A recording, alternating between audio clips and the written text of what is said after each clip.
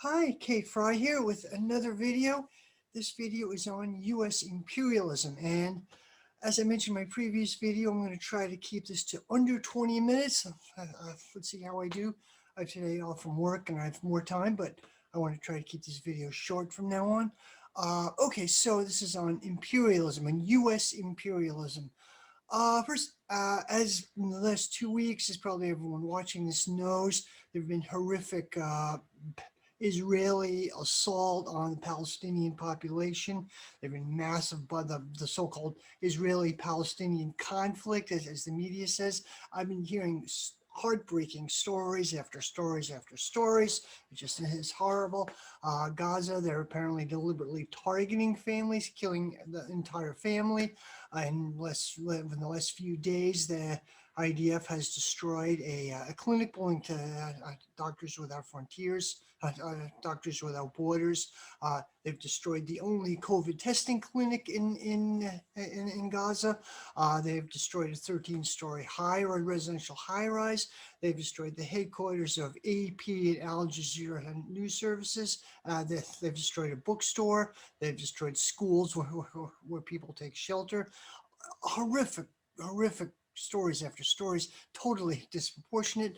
And it's finally, it looks like it's breaking through the U.S. corporate media. Corporate media, of course, U.S. corporate media is highly controlled, and they've traditionally been very pro-Israeli. Even CNN, they talk about the Israeli-Palestine conflict and a tit for tat, which it isn't, but they're finally breaking through that nonsense, which is really exciting and interesting. So there are people who are better equipped to talk about this than I am, so I'll defer to them. In a later video, I'll talk about that a little bit, but there are people much more qualified to discuss this than I am. Just very briefly, some sources that I've been getting stuff from. Okay, there's Electronic Intifada, a website, Palestinian-run website, which is good. There's Haaretz, which is a leftist Israeli paper. They have some good information. 972 is good. On Twitter is Laith Maroof, and there are a whole variety of other people, and I'm sure people watching this would know may know more than I do. Okay, so my take here on U.S. imperialism. This, by the way, the Israeli assault on the Palestinians is a continuation of U.S. imperialism. Israel would not be able to do that without massive U.S. military aid, diplomatic aid, intelligence, massive U.S. aid. So it's an extension of the U.S. Noam Chomsky called Israel the Gurkhas of the American Empire. Like the Gurkhas were a Nepalese group who acted as mercenaries for the British Empire back in the late 19th century, and so on. Okay, so my take on U.S. imperialism is that U.S. imperialism is the most destructive force on the planet, and next to climate change, which is partly a product of it. The U.S. military is one of the most polluting elements on the planet. Anyway, okay, so most countries or many other countries have crappy anti-worker governments. Iran, Russia, Syria may have crappy governments, but they are progressive insofar as they are pushing back U.S. imperialism. Let me build my case here. It's controversial on the left. So I disagree with what's called third campism. I strongly disagree with that. I disagree with people who call themselves anti-imperialists, like Louis Prayek. I'm an anti-imperialist. Now, let me build my case here. First, as is well known, the U.S. has been since the Second World War the global hegemon, the most powerful country in the world, basically been running and fostering and guaranteeing the global capitalist system. What Anthony Blinken, Secretary of State, called the rules-based international order, which is basically what the U.S. wants. It's total nonsense. The U.S. has been running the show on massive power. The way it's done this has evolved, has changed. The Bretton Woods Agreement, the Bretton Woods system had collapsed in the early 70s when the U.S. and other countries had their currency pegged to gold. That was taken off the gold standard. And it was a period of chaos. It modified. And U.S. imperialism is really complicated. I could go like 10 videos on it. Interesting, as an academic discipline, I found out recently what's called U.S. imperialism is only the period from like 1870 to our early 1900s, or until World War One. That's called U.S. imperialism, like Spanish-American War, the Philippine insurrection, and so on. That's U.S. imperialism. It ignores the vast area of what's happened since then, and it's a vast topic. I don't have time to go into the whole thing, but I'm just going to build my case here. The U.S. has been the global hegemon, the center of global capital accumulation since the Second World War. Replaced the British Empire, which replaced earlier empires. Okay, so we know the U.S. has 800 bases, overseas bases, at least 800 overseas bases outside its borders. These bases vary a lot. Some of them are. I've been on a few. Some of them are really relatively small, a couple hundred people. Others are vast. There's Ramstein base in Germany, a famous one. It's been downsized somewhat since the end of the Cold War, but it's huge as it's like a town, a miniature town, or a moderate-sized town. Has a shopping center, Cineplex, things like that. There's a fairly large base in the north of England. I forget its name offhand. There's the U.S. base in Okinawa, which is vast, big chunk of the island's territory. It's widely hated by the residents of Okinawa. There have been protests for decades trying to get rid of it. It's intensely unpopular. Many places where there are U.S. bases, there are rape incidents, beatings, murders, fights in bars surrounding the bases. Many U.S. enlisted personnel, frankly, are not the best and the brightest, especially during peacetime. Okay, so there are the 800 bases. There are also maybe more, and they vary a lot. Many of them are not well known to the public. There are also another between 200 and 300 what are called lily pad bases. They're like small, portable, kind of primitive type bases. They're between 200 and 300 in Africa. They're all over Africa. We don't know how many exactly, but U.S. has fairly heavy military involvement everywhere in Africa. U.S. military is training and working with literally every country in Africa. I believe it was 2 years ago during the Trump administration, 4 American soldiers were killed in Niger, the West African country of Niger. And Americans were surprised, like, I didn't know we had troops in Niger. Well, they do. They were there to help to guard basically I believe a French-owned uranium mine in Niger, and which was under attack from some Islamist group, something like that. And the U.S. military training with literally every country in the African continent. Okay, so the U.S. basically has close to 1,000 bases outside its border. Nothing on the planet is close to it. Other countries, of course, have bases outside its border. France and Britain especially have between 15 and 20 bases. French have bases in Africa, still have imperialist influence in West Africa. Britain has bases. They're essentially close allies of the U.S., essentially an extension of American power. They sometimes do things the U.S. for various political reasons doesn't really want to do. So that's one thing going on there. Other countries, Russia, I believe, has maybe a dozen bases outside its borders. Many of them are in what's called the near abroad, former parts of the former Soviet Union. Many of these places are Russian-speaking or have a large Russian-speaking populations. China has, I think, 5 or 6 bases. Other countries have bases, but nothing comes close to the U.S. combined with its allies. It's vast, a global reach. The U.S. also, I forgot to mention, the U.S. spends more on its military than the next 10 countries combined. It's huge. The last military budget recently passed, I believe it's something like $750 billion. It's $15 billion more than the previous budget.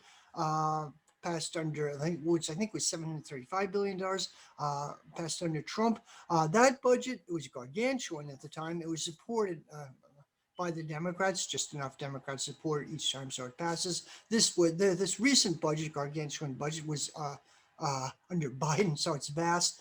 Really, expenditures, the U.S. military, by the way, the budget has to be passed every 2 U.S.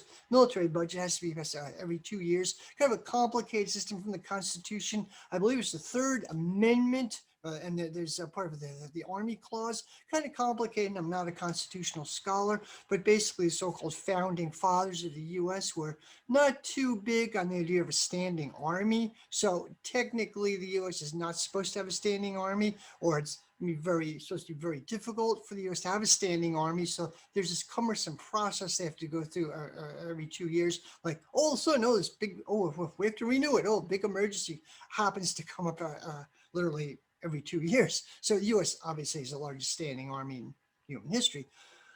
So anyway, really, the U.S. probably spends close to $1 trillion a year on its military.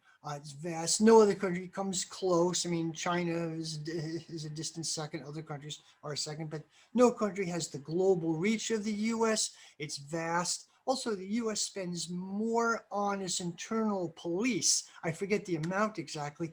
More on its internal police than every country in the world except two. And the only two countries in the world which spend more on its military than the US spends on its internal police are the US and China. So it's kind of an insane situation. The US is a highly militaristic, militarized, violent country. Okay, that's one way. So another way the U.S. global political and military reach functions is through foreign aid. Now, U.S. something like $54 billion a year in foreign aid, I believe. It's extremely complicated to estimate the extent of U.S. foreign aid. Extremely complicated. And both liberals and conservatives say, "Oh, how generous the U.S. is," and liberals are constantly complaining about, "Well, we spend too much on these countries." Well, U.S. foreign aid, first, basically, it's well known. The half, not well known, but should be, half of U.S. foreign aid is to the military, of various countries. And traditionally, the three countries which receive the largest amount of U.S. foreign aid are Israel, Colombia, and Egypt. They have horrific human rights violations, some connection there. So the military aid fosters these right-wing elements, or creates even right-wing elements within the countries. There's nothing to do with democracy at all. Other elements of U.S. foreign aid might do some good, but they have some big strings attached. They're required, like food assistance, as required to purchases from U.S. agribusinesses, the kind of a bailout or to U.S. agribusiness or U.S. weapons manufacturers, and so on and so on. So it's little to do with helping democracy. It's nonsensical. And also much of it is furnished. The non-military aid is funneled through groups like USAID or Endowment for Democracy and so on. Mostly USAID, I believe, and it's basically a CIA cutout, essentially close ties with the CIA. So that's one way. Another way U.S. control foreign hegemony functions is through sanctions, and U.S. is very sanction happy. U.S. has a vast economy, and through Wall Street, New York can control financial flows in and out of the rest of the world. Famously, the U.S. sanctions, the biggest main U.S. sanctions are, of course, Cuba, North Korea, Venezuela, and other countries as well. They've had devastating effects, like utterly devastating effects. In the 90s, sanctions against Iraq under Bill Clinton killed something like 500,000 children, 500,000 people. And Madeleine Albright, Secretary of State during the time for a while, in a later interview, with Leslie Stahl, famous interview, she famously said, "Well, yeah, I think it was worth it. If she's a war criminal, Bill Clinton's a war criminal, all U.S. presidents are war criminals." So that's enormous right there. U.S. sanctions have had a devastating impact on Venezuela. I don't have the statistics, but estimate killed maybe 70,000 people. Iran had devastating effects on Iran. Now, we don't like the government of Iran, but that's doesn't matter. I mean, it targets the civilian population. Devastating sanctions on North Korea, Syria, so many other parts of the world, which the U.S. is at loggerheads with. The basic theory is that if the people are made to suffer, they'll rise up and overthrow their government or the pressure of the government. That never happens. That often the sanctions against Iraq, which are horrific, were almost designed to soften up Iraq for invasion, which later happened. 10 years later, less than that. So that's a huge way right there. No other country has this reach, has this global reach. Another way, so as foreign aid, of course, the U.S. basically controls the IMF and the World Bank. They can essentially enforce austerity, austerity cutbacks, which is the exact opposite what the U.S. and other developing capitalist economies did. IMF is like what they used to call the Washington Consensus in the 90s. Of course, it's brutal, punishing austerity on countries. So the U.S. is enormously powerful. Nothing on the planet comes close to the power of U.S. imperialism. It's changed and it's become looks like far more aggressive and bullying. Like with Iran, the U.S. not just has sanctions, but secondary, and under Trump had secondary and tertiary sanctions. Like U.S. would sanction companies or countries which do business with Iran, then sanction companies or which do business with companies which do business with Iran, and so on. Next, that U.S. also kidnaps people. Came out recently. I don't have the names offhand, but the U.S. actually kidnapped a Venezuelan individual who was literally just trying to get food aid for his country, violating U.S. sanctions. The U.S. famously, essentially kidnapped the daughter of the founder of Huawei, I forget her name, she's the chief financial officer. The U.S. pressured the Canadian government to keep her in Vancouver. I guess she owns a house there, keep her in Vancouver, ostensibly because Huawei was violating U.S. sanctions in Iran. The real reason, of course, is economic and technological competition with Huawei. The U.S. is really worried about China getting a technological edge. Okay, so those things are going on. So nothing comes, and also there's the IMF and the World Bank, which U.S. controls, and they can inflict or create enforces punishing brutal sanctions on countries around the world. Okay, so, and no other country has this global reach. Okay, so who are the countries who are like the adversaries of the U.S.? The U.S. Hostilities directed against? Well, they are, first of all, Russia, because famously Russia, China, Iran, Syria, Cuba, North Korea, and Venezuela, the axis of evil. Why is the U.S. at loggerheads with these countries? The main reason is because their economies are not fully open to U.S. penetration. The U.S. got along very well with Russia under Boris Yeltsin when the economy was totally looted, but under Putin, parts of it are off limits. As protection of the finance sector. There are different factions in these countries. In Russia or China, there's some more neoliberal factions who want to be closer to the U.S., but the main groups in power saw the damage of neoliberalism and are resisting it to various extent. This doesn't mean they're great country, they're great regimes. They may be horrible regimes, but the fact is they are at loggerheads. So with the U.S., for this reason, they're not open to U.S. penetration and hegemony. Okay, so first of all, now I don't think that Russia is imperialist. I don't like Putin, and Putin is a Bonapartist. He kind of consolidated, crushed some of the oligarchs who were looting the country under Yeltsin, crushed the oligarchs, consolidated others, and renationalized some companies. And Russia became mostly a primary product exporter. Russia is not an economic powerhouse. It never was. It's right now a primary product exporter: oil, natural gas, coal, coal, oil, natural gas, mostly. And so they're not. Russia doesn't fit Lenin's theory of imperialism. That imperialism and Lenin wrote imperialism, the high states of capital. The imperialism follows finance capital. It doesn't fit that model. Russia now. It does have influence outside its borders, certainly. I think that Russia was justified in occupying Crimea in 2014. Long story, but there was famously a coup in in Kiev in Ukraine. You have the Maidan coup. U.S. was behind. It was behind this. Very complicated, but essentially there were talks of a pogrom against the Russian-speaking people, and there was a civil war broke out in Donbass region in the eastern Ukraine, which was Russian-speaking and people identified as Russian. Most of the people of Crimea identified as Russian, something like 70% of the population, and they had a referendum and they voted to join Russia, and I think Russia was did the right thing. Yeah, it was rushed. The referendum was rushed. There were irregularities. People were beaten up. Yeah,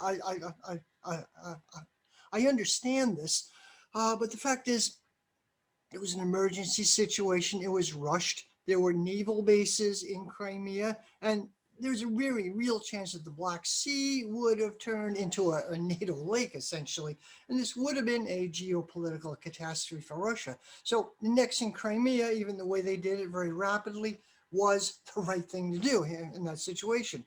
And people voted. There was some opposition, the Crimean Tatars and so on. Yes, there was some opposition. But I still think even with all the irregularities, the majority of people in the Crimea would want to be part of Russia, and they should have that right. And that's a traditional socialist demand. People should have that right. And okay, so when people talk about Russia being imperialist, they usually mean Syria. And oh god, the Syrian civil war is really complicated, and I won't go into it a lot. Extremely complicated. Basically, it's important to understand the U.S. and the CIA has been heavily involved in Syria ever since the French got out. Really, there was first there was a semi-coup in 1947, I believe. U.S. interfered in parliamentary elections. There was a coup, a U.S.-backed coup in 1949, which kind of basically wrecked the tradition of civilian government in Syria, and from then on, it was basically run by a military bureaucratic layer. And the U.S. has been heavily involved in Syria since that time. So there's an article by Caitlin Johnstone on U.S. involvement in Syria. Now, I understand Caitlin Johnstone is not popular in some parts of the left. She's done some things which I would strongly disagree with. She advocated a few years ago. She became kind of well known around 2016 or so. She advocated working with Mike Cernovich, who's a right winger. He's a pacifist. I would disagree with this, and Caitlin Johnstone was roundly criticized by Counterpunch for saying this, although Counterpunch's founder, Alexander Cockburn, went even more in this direction. He actually supported working with the Michigan militia. He got really right-wing. Anyway, yeah, Caitlin Johnstone said or done some things, but which I strongly disagree with, but I think she's a really good writer, good journalist, and says some good things. So I'm just going to quote this article on Syria. She wrote, U.S. intervention. We know, okay, there was a 1949 coup. There was in 1956, there was the anti-communist intervention called Operation Straggle.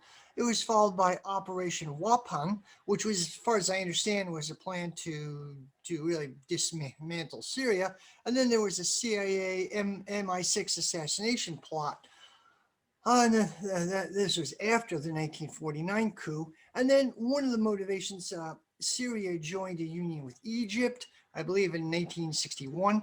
I think it was 57 to 61, I forget the dates. But one of the men formed what's called the United Arab Republic. One of the main reasons was to block U.S. meddling in Syria.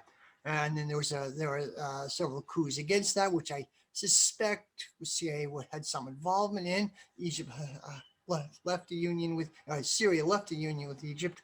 Went through a series of turmoil. Anyway, so up to the current situation, really complicated, and I don't support Assad. I don't like Assad, and there was an uprising, a mass protest in 2011. And my understanding of it, there's nothing to move it forward.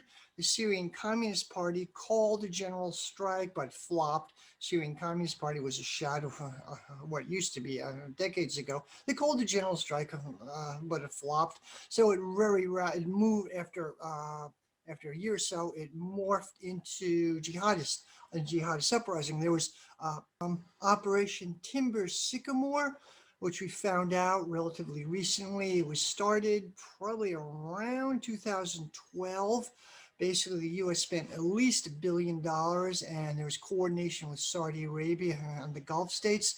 And this money was spent to recruiting, fomenting jihadist groups. The Syrian civil war, except at the very beginning, there was not a moderate opposition. There was no moderate military operation. They're entirely jihadist. When people talk about a moderate opposition in Syria, they mean usually the Free Syrian Army, who were essentially CIA mercenaries. They were recruited, trained, and equipped by the CIA, and they're still around. They're Turkish mercenaries. Erdogan's mercenaries. So there was never any independent. There was not a Syrian revolution. From what I understand, I would support the mass protest movement. Assad looks like was guilty of atrocities. There was neglect in the northern part of the country. There were atrocities around Daraa. From what I understand, there was nothing to move it forward, and it very quickly became co-opted by these brutal jihadist groups.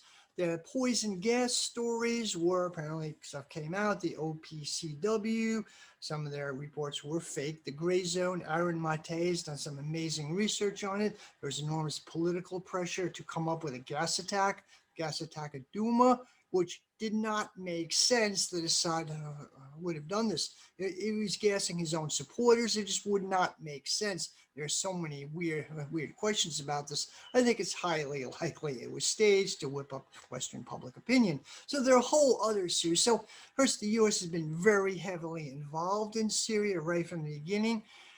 And the U.S. has you could say the Assad regime, the Ba'athist regime is horrible, brutal police state in some ways. The U.S. has a big role in creating this, just like the U.S. has had a big role in creating the regime in North Korea.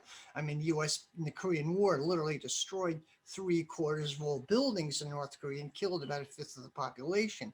Utterly horrific. So I mean, the U.S. has enormous responsibility there, and the U.S. has been, I think, is by far the main bad guy in Syria. And okay, so anyway, the Russians in 2014.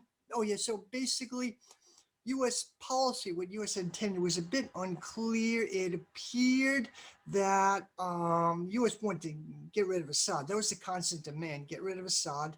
There's this group, the Syrian National Council. They were headquartered in Turkey. It looks like they were prepared to be a government in a pro-Western backed government in exile. Hillary Clinton made shuttle diplomacy back and forth. The first iteration of the SNC didn't really get too far, so Hillary Clinton tried to broaden it, and it still didn't work. I guess it just became just another faction, actually. So that flopped. By 2014 or so, the U.S. finally came to understand that Assad was not going to go. He's going to stay in power, more or less. There was also a document came out, some WikiLeaks revelation. The U.S. planners had envisioned or thought about a jihadi, I think around 2008, back from 2008, had envisioned a jihadi group taking over a large area of central Syria. That's kind of what happened under ISIS, actually. And for a time later on, ISIS did control a large chunk of Syrian real estate. And it looks like they could have taken down Assad, or could. Now, what the U.S. wanted to do is possibly keep Assadism without Assad, or have him go but replaced by some pliant U.S. pro-U.S. leader. This just would not be possible with the Ba'athist system. I mean, we're broken. The system is like somebody demanding the U.S. get rid of Biden and pick like a pro-Chinese leader. It just doesn't work that way. The system would have been broken.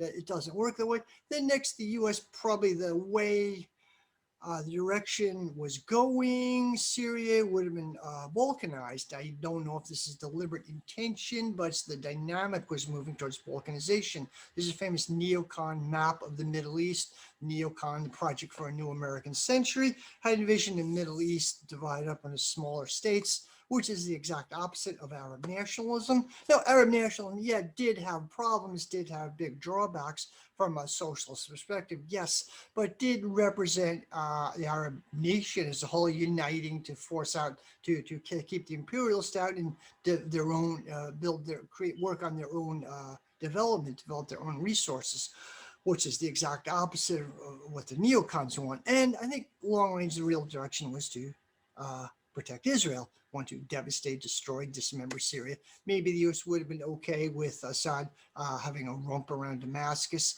Uh, he seemed to be really popular in the middle third of the country. But so anyway, the Russians came and saved Assad's government. I'm glad they did. I'm very glad they did. U.S. bombed Raqqa and created devastation. Russians really came and pushed out the Islamists, pushed out ISIS. The U.S. played some role in fighting ISIS. There were horrific atrocities. U.S. carpet bombed Raqqa, basically. Some accusations the Russians committed atrocities bombing Idlib. It might be true. I don't know. But overall, why pushing out the Islamists and saving the Assad government was a progressive thing. Not that Putin is a revolutionary by any means. Russia was really understandably terrified. If Syria had collapsed, there would have been jihadism all over southern Russia. They had already, like in the 90s, early 2000s, Russia already had a terrorist instance, would have been a real mess. In fact, there are stories that there's like 10,000 Uyghurs from China fighting in Syria. It sort of became an international jihadist crusade. And Russia was understandably worried. So pushing this back was a progressive thing, only insofar as they did that. Not that I give any political support to Putin or anyone else, but I think that they did a very good thing. And I know people would hotly disagree. There's a huge amount of disagreement on the left. There's like, I was at Left Forum. I think it was 2018, I believe. There was a Syria panel. I missed the panel. I was unfortunately got into talking to somebody from the Spartacus League who was trying to recruit me. They're a cult, frankly. I should have backed away from them. But this one woman, she was, talking about Lenin's theory of nationalities. Okay, whatever. But I missed this panel and I heard about it afterwards, and it was really a shitstorm. It looked like I wasn't there, but people told me it was almost a fist fight broke out. There was a Louis Prayek, who's famous, calls himself an anti-anti-imperialist. The group of people who feel that Assad is the worst thing there and get really, really angry at people who are like pro-Assadist. I think. And other side was, I think one of the panel speakers was Azuma Baraka, who ran for vice president of the Green Party in 2016. He's one of the best of the Green Party, and the Green Party is kind of crap in a lot of ways, but he is by far one of the best. I agree with his take. Anyway, this panel discussion, I wasn't there, but I heard it got really angry. He was yelling and looked like almost a fist fight was going to break out. My take above all that U.S. imperialism holds, countries can reach their own development once the U.S. is pushed out. Not that I like these other leaders a lot, but pushing back U.S. imperialism is a progressive thing. Countries can follow their own direction. Latin America, it's very obvious. Somebody recently called Colombia the Latin American Israel. It's like a U.S. base, vast U.S. base in Latin America, used to devastate the rest of Latin America, push back. Really, Latin America has been a fight for socialism for the past 100 years, and the U.S. has been massively blocking this. Get the U.S. out of the picture, and it wouldn't be a utopia, it'd be a huge struggle, but at least the struggle could begin. And would have been told in the Middle East that Russia is like the Palestinian people and other like on the street, Arab street, that Putin is actually very popular. The U.S. isn't, obviously, but Putin and Russia is very popular. Palestinians say he saved them from ISIS. He saved them from the jihadists, no matter what people's religious background are. He saved them from horrible reactionary slaughter. Basically, if Assad had gone down, Syria would have ended up like Libya. Okay, so another case, China. Whether China is imperialist or not, I don't know. It's very complicated debate. China has a huge influence in Africa and a growing influence in Latin America, a lot of trade. There are some differences, like China is, their investment is more building infrastructure, while the U.S. Western aid, whatever there is, based on humanitarian assistance, is kind of patronizing, like these poor Africans. Let's build a well for them. Let's build a well for their village. Let's do this. Yeah, that might help. but it's kind of a patronizing in a way. With the China is now building a huge industrial complex in Somalia near Dar es Salaam. It's building a huge railway network all over Africa. It's building a port complex. It's coming on huge, and it's building the infrastructure, which I think is a good thing. Is a very good thing. Someone compared it to like what the West has offered Africa is colonialism, coups, genocide, and maybe in other places, and a drone warfare, constant drone warfare. What China is offering them is building the infrastructure. There have been abuses. There it talks about monoculture, like Chinese agribusiness companies buying up areas, forcing like a monoculture. There've been labor abuses. There've been bad things. uh, Chinese investment, but on the whole, I think it's good. Ben Norton talked about panel discussion, YouTube question answer section. Someone asked him about Nicaragua, like China is planning a canal in Nicaragua in addition to the Panama Canal, which would be a game changer in some ways. And there's stories of dispossessed peasants and things like that. He said, no, that's nonsense. See, first of all, the peasant or the indigenous people are themselves very mixed. Some of them are pretty right wing, some of them aren't. They have the same class divisions as everyone else. And a lot of them really do support this canal project in Nicaragua. It would help them a lot. It would help develop their area. So I don't 100 and their story. I don't 100% know. I'm gonna have to do a lot more research on this, but I think the Chinese investment is better than what the West has been doing in Africa. Although there are some drawbacks, there is room for criticism.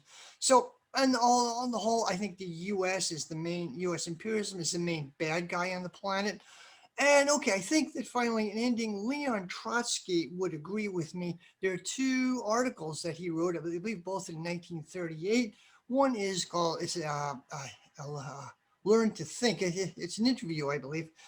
No, it's an article. Learn to Think. Anyway, he talked about a hypothetical situation where, if I remember, there was an uprising in French Algeria, and it was supported by Italian fascists. Now, France was sort of nominally a liberal democracy. They had a colony in Algeria. But what if the uprising accepted aid from French fascists?